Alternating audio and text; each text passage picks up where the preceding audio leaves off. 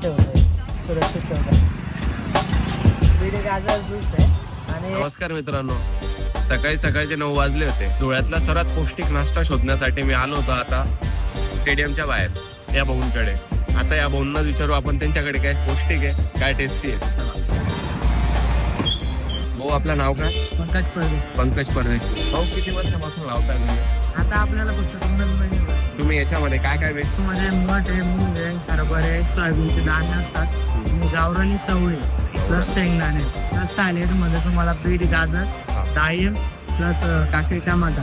त्याच्यावर सॅलेड मध्ये प्रॉपरली येतो डाळिंब वगैरे जे येते ना तुमच्या शरीराला बेनिफिटच आहे. भाऊ ही आयडिया कसं काय आली आहे दुकान लावायची असं? मी आणि एक जिम ट्रेनरही होतो आधी.